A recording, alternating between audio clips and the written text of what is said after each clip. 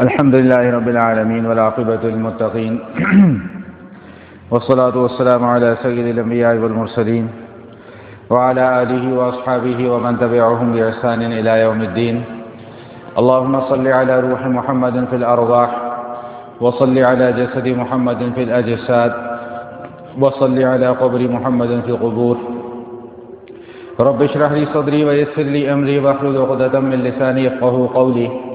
سبحان ربك رب العزة عما يصفون وسلام على المرسلين والحمد لله رب العالمین. سورہ سبا کے مضامین کے عنوان کے تحت گفتگو چل رہی تھی کہ حضرت شاہ ولی اللہ رحمۃ اللہ تعالی علیہ فرماتے ہیں کہ توحید کے 4 درجے ہیں. 2 درجوں میں اتفاق ہے اور 2 درجوں میں اختلاف ہے. اتفاق کس بات پر ہے کہ اللہ کی ذات واجب الوجوب ہے، یعنی وہ خود سے ہے، اس کو کوئی پیدا کرنے والا نہیں ہے. جیسا کہ میں نے عرض کر دیا تھا کہ دنیا کے اندر جتنے بھی مذاہب موجود ہیں ان سب مذاہب میں ایک سب سے بڑی طاقت کا تصور موجود ہے، جتنے بھی مذاہب ہیں دنیا کے. دوسرا درجہ توحید کا وہ خلق کا ہے. ہر مذہب والے یہ بات ماننے کو تیار ہیں کہ وہ جو ایک بڑی طاقت ہے اس نے سب کو پیدا کیا ہے، لیکن 2 درجوں میں اختلاف ہے. بحیثیت مسلمان ہمارا عقیدہ یہ ہے اور ہونا چاہیے کہ جس طرح کائنات کا خالق اللہ ہے، اسی طرح کائنات کا مدبر اور مصرف بھی اللہ ہے. یعنی کائنات کے نظام کو چلانے والی بھی اللہ ہی کی ذات ہے، کائنات کے نظام میں رد و بدل کرنے والی بھی اللہ کی ذات ہے. پوری کی پوری کائنات کا نظام اللہ کے ہاتھ میں ہے. یہ مسلمانوں کا عقیدہ ہے اور ہونا چاہیے. یہاں پر آ کر اہل شرک اور اہل کفر جو ہیں وہ اختلاف کر جاتے ہیں. اہل شرک کا نظریہ یہ ہے کہ جس طرح اللہ با اختیار ہے، اسی طرح اللہ کی مخلوق میں سے بھی کچھ با اختیار لوگ ہیں، حالانکہ قرآن صراحتاً اس عقیدے کا انکار کرتا ہے. اور چوتھا درجہ توحید کا عبادت کا ہے. اہل ایمان کا نظریہ یہ ہے کہ عبادت بھی صرف اور صرف کس کی ہونی چاہیے؟ اللہ کی. جبکہ اہل شرک کا نظریہ یہ ہے کہ اللہ کے سوا اوروں کی بھی مخلوق میں عبادت کی جا سکتی ہے، ان کے سامنے اپنی حاجتیں پیش کی جا سکتی ہیں، ان کو نظر و نیاز دیا جا سکتا ہے. یہ سارے کے سارے وہ عقائد ہیں جو شرکی عقائد ہیں. اصل میں مضمون توحید کے دلائل پر چل رہا تھا، اس لیے درمیان میں یہ بات آ گئی تو میں نے یہ عرض کر دیا. دوسرا اہم ترین عقیدہ جس کے متعلق گزشتہ نشست میں گفتگو کا آغاز کیا تھا وہ یہ ہے کہ جس طرح ہم اس دنیا کی زندگی میں جی رہے ہیں یہ ہماری زندگی ختم ہوگی اور اس کے بعد ہم نے ایک نئی زندگی میں آ جانا ہے، یعنی مرنے کے بعد ہمیں دوبارہ زندہ ہونا ہے. نبی مکرم صلی اللہ علیہ وآلہ وسلم نے جب اس نظریے کو، اس عقیدے کو کفار کے سامنے بیان کیا تو ان کو یہ بات بڑی اچنبھی سی محسوس ہوئی، کیونکہ انہوں نے کبھی اپنے آباؤ اجداد میں سے کسی کو زندہ ہوتے ہوئے دیکھا ہی نہیں تھا. وہ یہ سمجھتے تھے کہ شاید کوئی 200، 150، 250 سال پہلے جو مر گیا وہ اب دوبارہ زندہ ہو جائے گا. حالانکہ مرنے کے بعد دوبارہ زندہ ہونے کا تعلق تو آخرت کے ساتھ ہے، قیامت کے ساتھ ہے. یہ بات وہ سمجھ نہیں پاتے تھے. تو وہ اعتراض یہی کرتے تھے کہ جی آپ یہ جو کہتے ہیں کہ مرنے کے بعد دوبارہ زندگی ہے تو ہمارے سامنے تو ابھی تک کوئی ایسی مثال آئی نہیں ہے کہ جو مرنے کے بعد کوئی دوبارہ زندہ ہو گیا ہو. تو آپس میں مذاق اڑایا کرتے تھے. وقال الذین کفروا هل ندلکم علی رجل ینبئکم اذا مزقتم کل ممزق انکم لفی خلق جدید. آؤ بھائی آؤ، تمہیں ایک ایسا آدمی دکھاتے ہیں جو یہ کہتا پھر رہا ہے کہ ہم نے مرنے کے بعد دوبارہ زندہ ہو جانا ہے. جب ہم ریزہ ہو جائیں گے، مٹی میں مل جائیں گے، اس کے بعد پھر ہم دوبارہ آؤ بھائی آؤ تمہیں دکھاتے ہیں کیسا آدمی. آپس میں حضور اقدس صلی اللہ علیہ وسلم کی طرف نسبت کر کے آپس میں ایک دوسرے سے مذاق کیا کرتے تھے.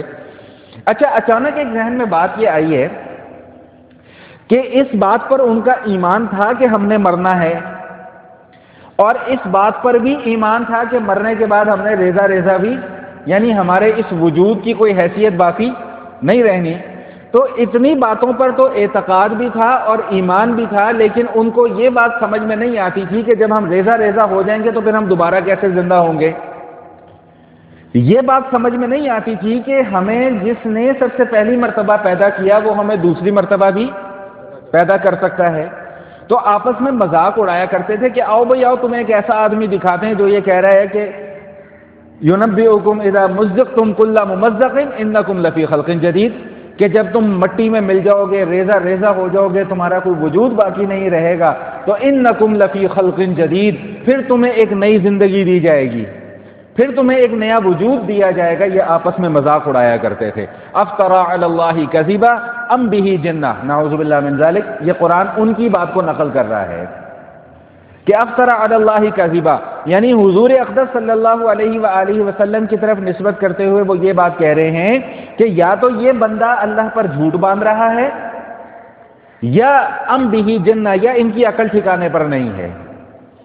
یہاں پر ایک بات اور بھی سمجھ میں آ گئی کہ اللہ پر بھی ان کا اعتقاد تھا، اللہ پر بھی ان کا ایمان تھا، لیکن اللہ کے نبی کو ماننے کو تیار نہیں، اللہ کے نبی کی باتوں پر یقین کرنے کو، اور الٹا نبی کو کہہ رہے ہیں کہ یہ اللہ کی طرف جھوٹ بول رہے ہیں، نعوذ باللہ من ذالک۔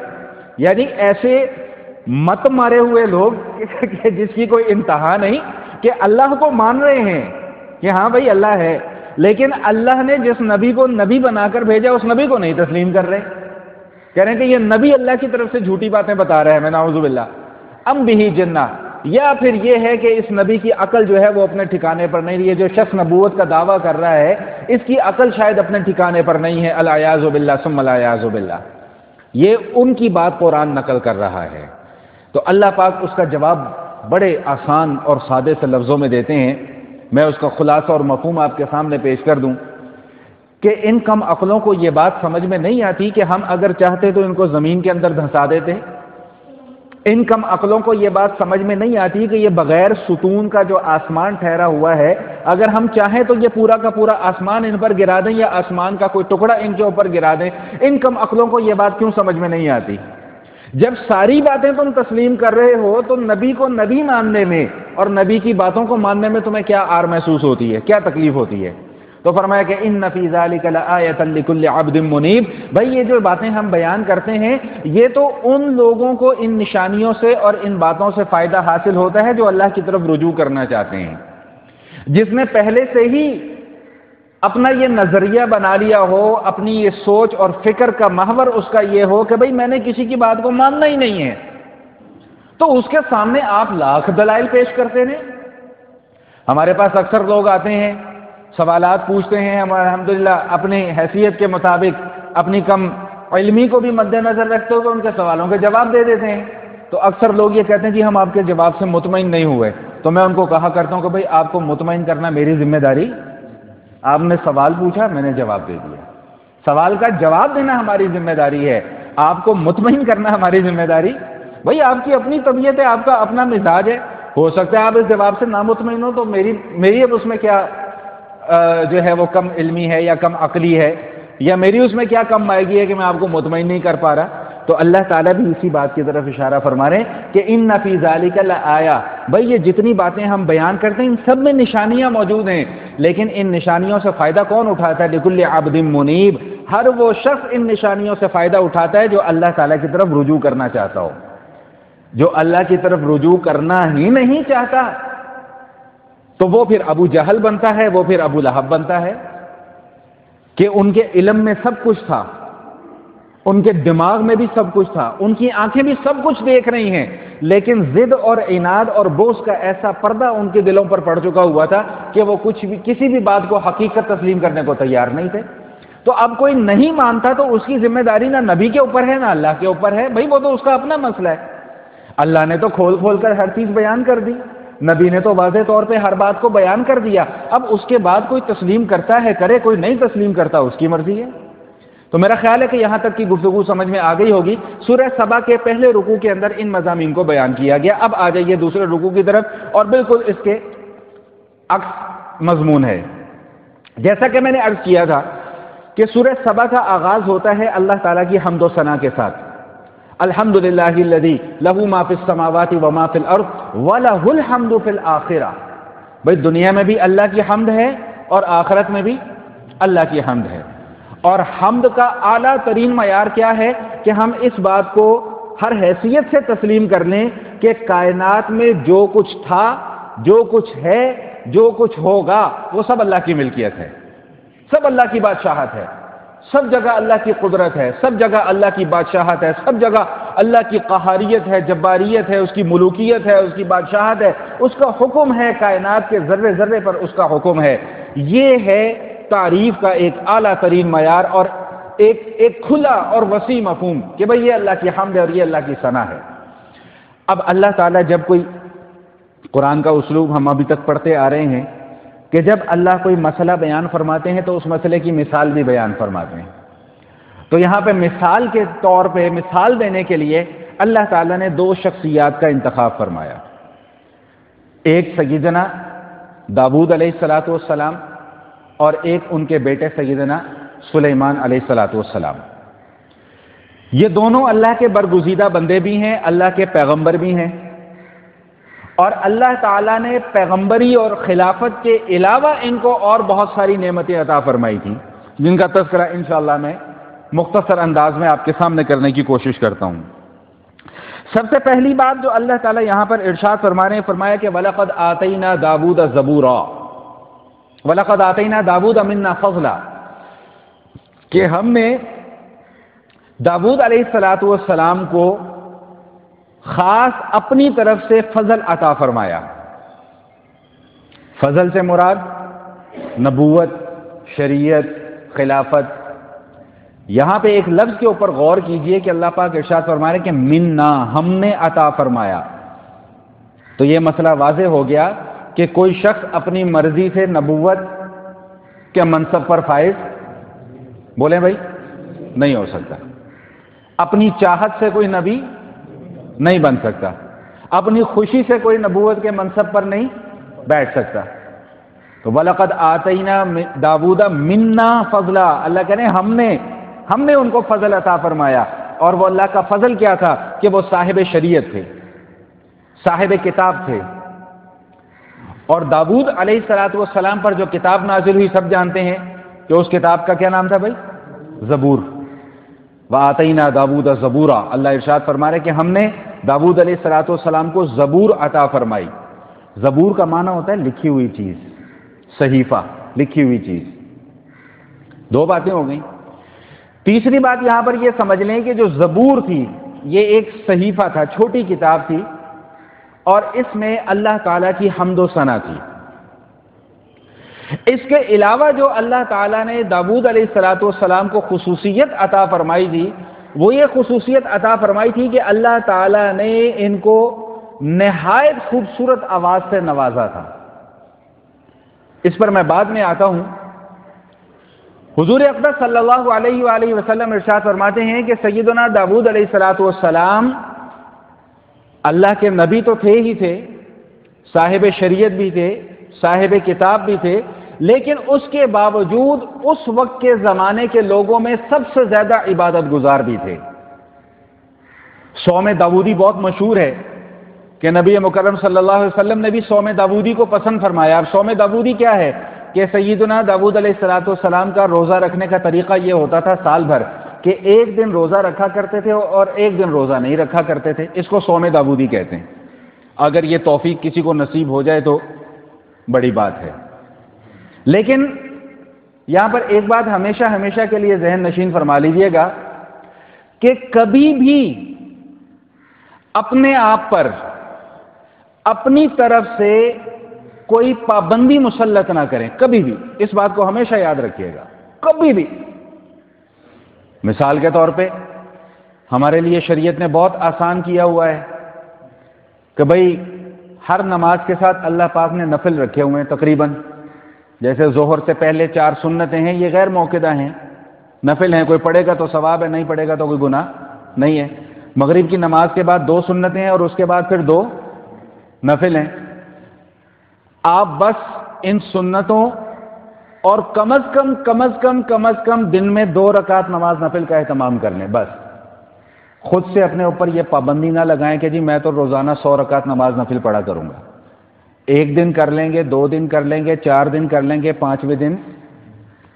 ایک صحابی ہیں، ان کا نام اس وقت میرے ذہن سے نکل گیا، کہ وہ اپنی عمر کے آخری حصے میں بڑا پچھتایا کرتے تھے کہ کاش کہ میں حضور علیہ الصلوۃ والسلام کے مشورے پر عمل کر لیتا تو آج میں اتنی مشکل میں نہ ہوتا۔ کسی نے پوچھا بھائی کیا مشکل آن پڑی؟ انہوں نے کہا جوانی تھی بھرپور، طاقت بھی تھی، صحت بھی تھی، تو میں نے حضور کے سامنے یہ کہا کہ جی میں تو جو ہے وہ سارا سال روزہ رکھ سکتا ہوں۔ تو حضور نے فرمایا نہ بھائی ایسا نہ کرنا، آگے جا کے پھنس جاؤ گے۔ انہوں نے کہا اچھا پھر میں 6 مہینے روزے رکھ لوں گا، 6 مہینے چھوڑ دوں گا۔ حضور نے فرمایا نہ ایسا بھی نہ کرو، بس اگر بہت زیادہ شوق ہے تو مہینے میں 3 روزے رکھ لیا کرو جو مسنون ہے، 13 چاند کی 13، 14 اور 15 تاریخ کو۔ دیکھیں اللہ کے نبی نے ہمارے لیے کتنی آسانیاں کر دی ہیں۔ ہم کہتے ہیں جی دین مشکل ہے، جی شریعت مشکل ہے، جی احکام بڑے، کہاں مشکل ہے بھائی؟ اللہ کیا پابندی؟ اللہ تو صرف رمضان کے روزوں کی پابندی آپ پر لگا رہے ہیں، باقی آپ کو اجازت دے دی ہے، چاہو تو رکھ لو، چاہو تو نہ رکھو۔ تو لیکن انہوں نے کہا جی میں اس سے زیادہ کی طاقت رکھ سکتا ہوں، میں اس سے زیادہ روزے رکھ سکتا ہوں۔ حضور خاموش ہو گئے، تو عمر کے آخری حصے میں آ کے کہتے تھے کہ اب میں بڑا تنگ ہوتا ہوں، اب روزے رکھے نہیں جاتے۔ اس وقت تو اتنا بڑا دعویٰ کر لیا تھا جی میں اس سے کہیں زیادہ روزے رکھ سکتا ہوں۔ تو میں اس لیے یہ بات عرض کر رہا تھا کہ جتنی سہولت شریعت نے دی ہے اس سہولت سے فائدہ اٹھائیں، خود سے اپنے اوپر پابندیاں مسلط نہ کریں۔ بعض مرتبہ ایسا ہوتا ہے نا، میں جنون چڑھ جاتا ہے جی تسبیح پڑھیں، میں تو جی 1000 مرتبہ درود شریف پڑھوں گا، بہت اچھی بات ہے، اگر کوئی پڑھ سکتا ہے تو پڑھے، کوئی یہ نہ سمجھے کہ میں منع کر رہا ہوں پڑھنے سے، لیکن بھائی پھر پابندی نہیں رکھ سکو گے آپ۔ اتنا پڑھو کہ جتنی روزانہ کی بنیاد پر آپ اس کی پابندی بھی کر سکو۔ اگر پابندی نہیں کر سکتے تو پھر پڑھنے کی کوئی ضرورت نہیں ہے۔ 10 دفعہ پڑھ لو، 20 مرتبہ پڑھ لو، 50 مرتبہ پڑھ لو، 100 مرتبہ پڑھ لو، یہ خود سے اپنے اوپر پابندیاں جو ہیں وہ مسلط نہ کرو۔ تو بات سمجھ میں آ گئی کہ نہیں آ گئی؟ تو میں یہ عرض کر رہا تھا کہ اللہ تعالیٰ جو ہے وہ یہاں پر یہ بات ارشاد فرما رہے ہیں کہ وَآتَيْنَا دَاوُودَ زَبُورًا، ہم نے داؤد علیہ السلام کو زبور عطا فرمائی۔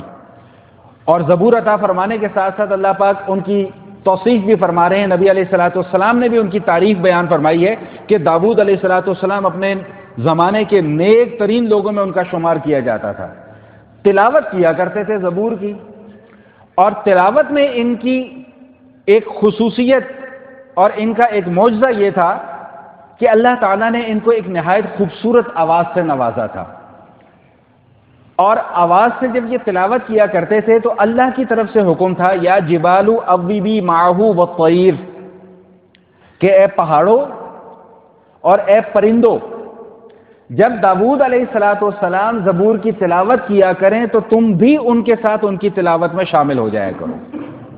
اب کوئی یہ نہ کہے کہ جی یہ باتیں ہماری سمجھ میں نہیں آتی، بھائی نہیں آتی تو ہم کیا کریں؟ جب اللہ کا قرآن کہہ رہا ہے کہ ایسا ہوتا تھا تو ہوتا تھا، اس میں کوئی دو رائے والی؟ یہ جو جدت پسند مفکرین ہمارے زمانے میں پیدا ہو گئے نا جی، انہیں بڑا دماغ خراب کیا ہے، اپنا دماغ تو خراب ہوتا ہی ہوتا ہے، لوگوں کا بھی دماغ خراب کر دیا۔ یہ ہماری عقل میں نہیں آتی، بھائی نہیں آتی تو ہم کیا کریں؟ اللہ کے قرآن کا انکار کر دیں؟ نعوذ باللہ من ذالک۔ بعض تو ایسے ظالم پیدا ہو گئے جدت پسند مفکرین کہ انہوں نے انبیاء کرام کے معجزات کا بھی انکار کر دیا، جن میں سے یہ معجزہ بھی ہے۔ یہ ہماری عقل میں نہیں آتا جی، پہاڑ کیسے تلاوت کرتے تھے؟ بھائی اللہ نے پیدا کیا ہے، اللہ نے پڑھا دیا، تو تم کون ہوتے ہو اس پر اعتراض کرنے والے؟ اب پرندے انسانوں کی بولی کیسے بول سکتے ہیں؟ بھائی جس پرندے کو اللہ نے پیدا کیا، جس پرندے کو اللہ نے اس کی بولی عطا فرمائی، وہی اللہ اس پرندے کو انسانوں کی بولی بھی دے سکتا ہے، تمہیں اس میں کیا ٹینشن ہے؟ نہیں سمجھ میں آ رہی بات میری؟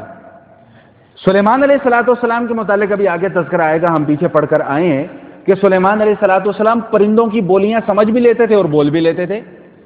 اب وہاں پر بھی جا کے کوئی کہ جی یہ کیسے ممکن ہے، ہاؤ کین اٹ پاسبل کہ ایک انسان پرندوں کی؟ بھائی جس ذات نے انسان کو انسان بنایا، جس ذات نے انسان کے جسم میں یہ گوشت کا ایک لوتھڑا جسے ہم زبان کہتے ہیں یہ رکھ دی، پھر اس زبان کو بولنے کی طاقت دی، پھر اس زبان کے بولنے کے انداز مختلف رکھ دیے، کوئی اردو بول رہا ہے، کوئی پنجابی بول رہا ہے، کوئی پشتو بول رہا ہے، کوئی انگریزی بول رہا ہے، کوئی فرینچ بول رہا ہے، کوئی عربی بول رہا ہے، یہ ساری زبانیں کس نے سکھائی ہیں؟ اللہ نے سکھائی ہیں نا، کوئی ماں کے پیٹ سے تو کوئی بھی سیکھ کے نہیں آیا۔ تو جو اللہ یہ سب کر سکتا ہے وہ اللہ پہاڑوں کو حکم دے سکتا ہے کہ بھائی داؤد کے ساتھ پڑھو۔ تو قرآن یہ کہتا ہے، قرآن یا جبال اوبی معہ والطیر، کہ اے پرندوں تم بھی اور اے پہاڑوں تم بھی، جب داؤد علیہ السلام زبور کی تلاوت کریں تو تم بھی ان کے ساتھ زبور کی تلاوت کیا کرو۔ اور روایات سے معلوم یہ ہوتا ہے کہ جب داؤد علیہ السلام تلاوت فرمایا کرتے تھے تو کائنات کی ہر چیز ساکت ہو جایا کرتی تھی، ایسی خوبصورت، یہ اللہ کی دین تھی، اللہ کا انعام تھا ان کے اوپر۔ جس طرح اور بہت ساری اللہ کی نعمتیں ہیں، اسی طرح آواز کا اچھا ہونا یہ بھی اللہ کی نعمت ہے، انداز کا اچھا ہونا یہ بھی اللہ کی ایک نعمت ہے، لہجہ اچھا ہونا یہ بھی اللہ کی ایک نعمت ہے۔ سیدنا ابو موسیٰ اشعری رضی اللہ تعالی عنہ، ان کو بھی اللہ پاک نے بہت خوبصورت آواز عطا فرمائی تھی۔ یہ قرآن پاک کی تلاوت فرما رہے تھے تو نبی مکرم صلی اللہ علیہ وآلہ وسلم نے ان کی تلاوت کو سنا تو فرمایا کہ ابو موسیٰ، آپ کو اللہ تعالیٰ نے ایسی آواز عطا فرمائی ہے جیسی داؤد علیہ السلام کو آواز عطا فرمائی تھی، اور میرا جی چاہتا ہے کہ میں آپ کی تلاوت سنتا رہوں، آپ مجھے تلاوت کر کے سنائیں، میں آپ کی تلاوت سنوں۔ تو اچھی آواز اگر اللہ کسی کو عطا فرما دیں تو اچھی آواز کا یہ مطلب نہیں کہ ناچے اور ٹاپے شروع کر دو، اچھی آواز کا یہ مطلب نہیں کہ گانے گانا شروع کر دو، یہ اللہ کی نعمت کی ناقدری ہے، اللہ کی نعمت کی ناشکری ہے۔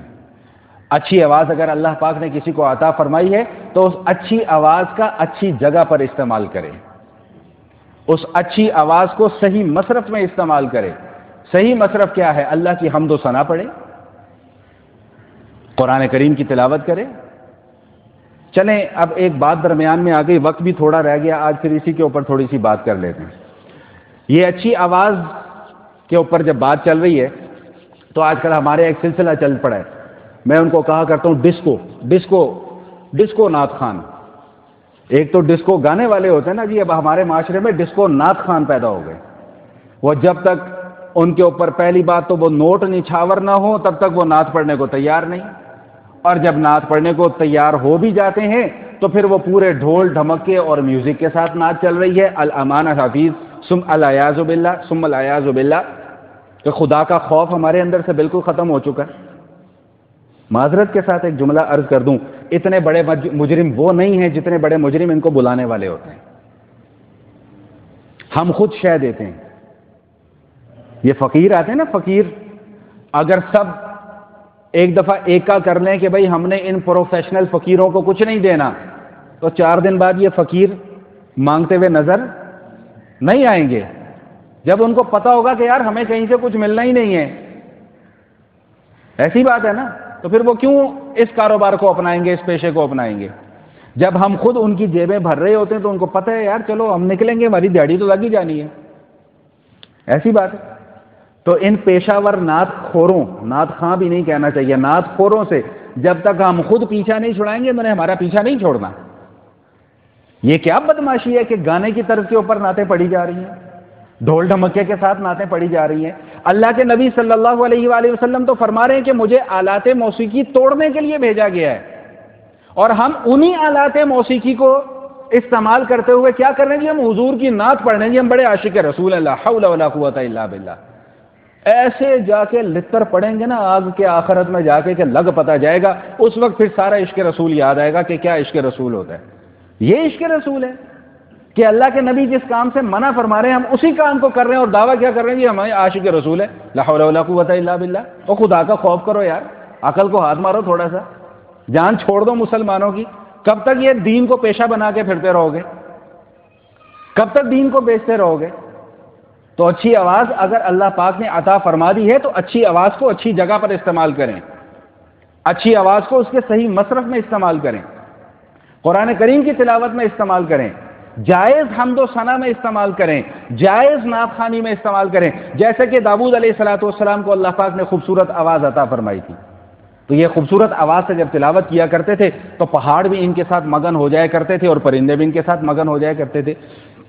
ایک بات اور بھی عرض کر دوں، نبی مکرم صلی اللہ علیہ وسلم ارشاد فرماتے ہیں کہ قرآن کریم پہلے سے ہی بہت خوبصورت ہے، مفہوم ہے حدیث شریف کا، اپنی آوازوں کے ذریعے سے قرآن کو مزید خوبصورت بناؤ۔ کیا مطلب ہے؟ قرآن کس زبان میں نازل ہوا ہے بھائی؟ عربی میں۔ کس لہجے میں نازل ہوا؟ بولے بھائی عربی میں، تو قرآن کو پڑھو بھی عربی میں ہی۔ نہیں سمجھ میں آ رہی بات میری؟ قرآن کو پڑھنا بھی کسی لہجے میں ہے، ایک وہ لہجہ ہے جو ہمارا لہجہ ہے، ایک وہ لہجہ ہے جو عربی لہجہ ہے۔ اب ہمارا لہجہ کیا ہے؟ الحمدللہ رب العالمین، یہ لہجہ قرآن کا لہجہ نہیں ہے۔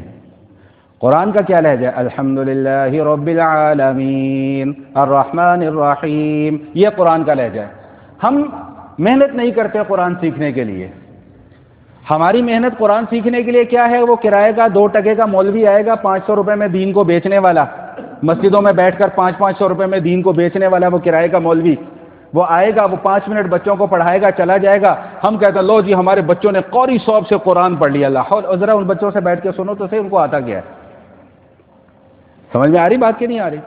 تو یہ جملہ معترضہ کے طور پہ بیچ میں یہ باتیں لے آیا ہوں. باقی باتیں انشاءاللہ جو مضمون کا تسلسل ہے وہ آئندہ جمعے میں, لیکن چونکہ درمیان میں یہ بات آ گئی اس لیے میں نے اس بات کو کرنا ضروری سمجھا. تو قرآن کو پڑھیں لیکن عربی لہجے میں پڑھیں. دین کے متعلقہ جتنی بھی چیزیں ہیں سب عربی میں آئی ہیں. اذان عربی میں آئی ہے, پنجابی میں نہیں آئی. تو اذان کو عربی انداز میں دیں, عربی لہجے میں دیں, جس طرح اللہ کے نبی کے صحابہ نے ہمیں سکھلائی ہے. اپنے لہجے نہ بیچ میں گھساؤ اذان میں, اللہ اکبر. یہ کیا لہجہ ہے بھائی؟ اللہ کے نام کے ساتھ تماشے لگائے ہیں تم لوگوں نے. 1000 دفعہ سمجھا دیا کہ بھائی اذانوں کو درست طریقے سے دیا کرو, لیکن مجال ہے کہ ان لوگوں کو بات سمجھ میں آ جائے. اللہ کا نام عربی زبان کا لفظ ہے, اذان عربی ہے, قرآن عربی ہے, اللہ کا دین عربی میں آیا ہے. تو تھوڑی سی محنت تو کر سکتے ہیں کہ نہیں کر سکتے ان چیزوں کو سیکھنے کے لیے؟ یا بس انہی کے ہاتھوں میں تماشے بنے رہیں گے ہم لوگ, بکتے رہیں گے ہم لوگ؟ خیر بہرحال خلاصہ کلام یہ ہے کہ اللہ تعالیٰ نے داؤد علیہ السلام کو نہایت خوبصورت آواز سے نوازا. بس 2-3 منٹ اوپر اس مضمون کو مکمل کر رہا ہوں. اور تیسری خصوصیت جو اللہ پاک نے داؤد علیہ السلام کو عطا فرمائی وہ کیا؟ وَأَلَنَّا لَهُ الْحَدِيدَ. اللہ تعالیٰ ارشاد فرما رہے ہیں کہ ہم نے لوہا داؤد علیہ السلام کے ہاتھ میں نرم کر دیا. لوہا پیدا بھی کس نے کیا بھائی؟ اللہ نے. 27ویں پارے میں پوری سورت اللہ نے اس مضمون پر نازل فرمائی, الحدید, لوہے کے نام سے. وَأَنزَلْنَا لَهُ الْحَدِيدَ فِيهِ بَأْسٌ شَدِيدٌ وَمَنَافِعُ لِلنَّاسِ. اللہ فرمانے کہ ہم نے لوہے کو پیدا کیا, اس میں آلات ضرب بنانے کی صلاحیت ہے, آلات جنگ بنانے کی صلاحیت ہے, آلات حرب بنانے کی صلاحیت ہے. وَمَنَافِعُ لِلنَّاسِ, اس کے علاوہ اس لوہے کے اندر اور بہت سارے فوائد ہیں. لیکن ہے سخت دھات, جب تک آگ میں گرم نہ کرو تب تک یہ نرم نہیں ہوتا. اللہ فرما رہے ہیں کہ ہم نے داؤد علیہ السلام کو یہ معجزہ عطا فرمایا کہ وَأَلَنَّا لَهُ الْحَدِيدَ, کہ جب لوہا ان کے ہاتھ میں آتا تھا تو نرم ہو جایا کرتا تھا. اور یہ داؤد علیہ السلام جو تھے کاروباری آدمی تھے. ابھی ہیں 2-3 منٹ. روایات میں آتا ہے, مفسرین نے ایک روایت نقل کی ہے کہ جب یہ مسلمانوں کے خلیفہ بھی تھے, نبی بھی تھے اور خلیفہ بھی تھے, تو یہ بھیس بدل کر لوگوں کے درمیان میں جایا کرتے تھے کہ بھئی تمہارا خلیفہ کیسا ہے. تو وہ اب جب آپ معاشرے میں جاتے ہیں تو ہر قسم کی رائے ملتی ہے, نیگیٹو بھی ملتی ہے, پازیٹو بھی ملتی ہے. تو بعض لوگ تعریف بھی کیا کرتے تھے. تو کچھ لوگوں کی زبان سے یہ بات نکل آئی کہ جی خلیفہ تو بہت اچھا ہے ہمارا, لیکن بیت المال سے تنخواہ لیتا ہے, وظیفہ لیتا ہے, وہ اسے نہیں لینا چاہیے. اب اعتراض کرنے والے تو ایسے ہی ہوتے ہیں. حالانکہ خلیفہ کا بیت المال سے تنخواہ لینا کوئی ناجائز نہیں ہے, لیکن جب اعتراض کرنے والوں نے اعتراض کرنا ہے تو وہ کچھ بھی کر سکتے ہیں. جی مولوی صاحب نے آج ٹوپی ایسے کر کے کیوں پہنی ہوئی ہے, ان کو تو ٹوپی ایسے پہننی چاہیے تھی. اعتراض کہیں سے بھی آ سکتا ہے اور کسی بھی طرح کا اعتراض آ سکتا ہے. تو اب داؤد علیہ السلام چونکہ اللہ کے نبی بھی تھے, ان کو یہ بات اچھی محسوس نہیں ہوئی. انہوں نے اللہ سے دعا کی کہ اللہ میرے لیے کمائی کے کوئی اور اسباب کو پیدا فرما دے. معلوم یہ ہوا کہ کمائی کے اسباب کے لیے دعا کرنا کوئی ناجائز کام بلکہ جائز ہے اور کرنی چاہیے. اور یہ دعا کرنی چاہیے کہ اللہ عافیت کے ساتھ جائز اور حلال آمدنی عطا فرمائے. تو انہوں نے جب اللہ سے دعا کی تو اللہ کی طرف سے آ گیا کہ چلیں کوئی بات نہیں, ہم آپ کے لیے اسباب بھی پیدا فرما دیتے ہیں. وَأَلَنَّا لَهُ الْحَدِيدَ, ہم آپ کو ایک معجزہ دے رہے ہیں کہ لوہا ہم نے آپ کے ہاتھ میں نرم کر دیا. اب اس لوہے کا یا اللہ میں کروں کیا, نرم تو ہو گیا, اب آگے کیا کروں؟ اللہ فرماتے ہیں پریشان نہ ہو, ہم بتاتے ہیں. أَنِ اعْمَلْ سَابِغَاتٍ وَقَدِّرْ فِي السَّرْدِ وَاعْمَلُوا صَالِحًا. بھائی داؤد, اب آپ نے اس لوہے کی زرہیں بنانی ہیں. زرہ جانتے ہیں؟ پہلے زمانے میں جنگوں میں لوہے کی کڑیوں, لوہے کی زنجیروں سے بنا ہوا کرتا ہوتا تھا جو دشمن کے وار سے بچنے کے لیے پہنا جاتا تھا, اس کو زرہ بولتے ہیں. اس میں یہ یوں کڑیوں سے کڑیاں ملائی جاتی تھیں ایسے کر کے. تو یہ داؤد علیہ السلام یہ زرہیں بنایا کرتے تھے. اور زریں بنا کر انہوں نے بیچنا شروع کر دی. ایک لفظ استعمال کر دوں، برا نہ محسوس کیجیے گا، سمجھانے کے لیے کہ ہمارے زمانے میں ہوتے نا داؤد علیہ السلام، تو ہم نے ان کو کیا کہنا تھا جی؟ لوہار. اللہ کا نبی کا پیشہ ہے یہ، اس لیے کسی پیشے کو حقیر نہ سمجھیں، کسی پیشے کو حقیر نہ سمجھیں. ہاں اچھا، تو یہ زرہ بنایا کرتے تھے. تو ان کی ایک ایک زرہ اس زمانے میں امام بغوی رحمہ اللہ نے نقل کیا ہے کہ 6000 درہم میں فروخت ہوا کرتی تھی، آج سے کئی ہزار سال پہلے، جس میں سے یہ 4000 درہم اللہ کے راستے میں صدقہ کر دیا کرتے تھے، اور 2000 درہم جو تھے وہ اپنی ضروریات کے لیے رکھ لیا کرتے تھے. یہ بھی معلوم ہوا کہ ضرورت کے لیے اپنے پاس جائز اور حلال پیسے کو رکھنا کوئی منع اللہ کی طرف سے. یہ جو تقوی کے حیضے کا پاٹ پڑھانے والے لوگ ہیں نا جی، سادگی سادگی، بھائی سادگی بہت اچھی چیز ہے، بہت اچھی چیز ہے، لیکن اگر اللہ پاک نے آپ کو دیا ہے تو اللہ کی نعمت کے آثار نظر بھی آنے چاہیے. امام ابو حنیفہ رحمہ اللہ کے زمانے میں ایک کوئی فقیر اور مسکین ان کے سامنے آ کے بیٹھ گیا. امام صاحب رحمہ اللہ کو اس کے اوپر ترس آ گیا. امام صاحب نے فرمایا کہ بھائی یہ غریب آدمی ہے، اس کی کوئی امداد کر دو، اس کا کوئی تعاون کر دو، اس کی کوئی ضروریات پوری کر دو. تو وہ جب اس کے پاس ان کے ملازمین گئے تو نہیں نہیں جناب، میں تو بڑا کھاتا پیتا بندہ ہوں، میں تو کاروباری آدمی ہوں، آپ مجھے کیا سمجھیں. تو امام صاحب نے فرمایا کہ بھائی اللہ کے بندے، اگر تیرے پاس ہے تو اس نعمت کا اظہار بھی تو کر. دور سے دیکھنے میں لگ رہا ہے کوئی فقیر مسکین ہے، تو کروڑ پتی آدمی ہے. تو جن کو اللہ نے دیا وہ اس نعمت کا اظہار بھی کریں. تو بات کیا چلی تھی کہ داؤد علیہ السلام زرہ بنایا کرتے تھے، اور زنا بنا کر جو ہے وہ بیچا کرتے تھے، اور اس سے اپنا گزر بسر کیا کرتے تھے. معلوم یہ ہوا کہ کوئی بھی پیشہ برا نہیں ہے، ہاں بس اس میں ایک بات کا خیال رکھا جائے جس کو آگے اللہ تعالیٰ بھی ارشاد فرما رہے ہیں کہ وَاعْمَلُوا صَالِحًا، بھائی کاروبار بھی اپنا کرو، صنعت چاہے اختیار کرو، چاہے تجارت اختیار کرو، چاہے کوئی ملازمت اختیار کرو، جو کچھ مرضی اختیار کرو، لیکن اس میں ایک بات کا خیال رکھنا، وَاعْمَلُوا صَالِحًا، اپنے کام میں ڈنڈی نہ مارنا. دو ذمہ داریاں ہیں نا ہمارے اوپر، ایک ذمہ داری اللہ کی دی ہوئی ہے، اور ایک ذمہ داری اللہ نے ہم پر لگائی ہے اپنے بیوی بچوں کا پیٹ پالنا. تو بیوی بچوں کے پیٹ پالنے کے چکر میں اللہ کی ذمہ داریوں کو نہ بھول جانا، اور اللہ کی ذمہ داریوں میں اتنے مگن نہ ہو جانا کہ تمہیں اتنا تقوی کا حیضہ ہو جائے کہ تمہارے بیوی بچے بھوکے مرتے رہیں، تم یہ کہو نہیں جی میں تو اللہ کے راستے میں نکلا ہوں. بھائی ان کو کھلانا پلانا بھی تمہارے اوپر فرض ہے. بولو نا بھائی میرے ساتھ، آج تو آپ کی پسند کی باتیں ہو رہی ہیں ساری. ان کو بھی کھلانا پلانا فرض ہے، اللہ نے ہمارے ذمہ لگایا ہوا ہے. تو ان کو بھوکے مار دو اور خود تقوی کے ٹیکا لگا لو اپنے اوپر، جی نہیں جی میں تو گھر بیٹھوں گا. تو بھائی گھر بیٹھ کر اللہ کھلانا چاہے تو کھلا سکتے ہیں، اللہ کے لیے کوئی مشکل نہیں ہے، لیکن کائنات کا نظام اس طرح نہیں چل سکے گا. تو کائنات کے نظام کو چلانے کے لیے اللہ پاک نے یہ سارے کام کیے. باقی گزارشات انشاءاللہ زندگی رہی تو آئندہ کی نشست میں. اقول قولی ھذا نستغفر اللہ من کل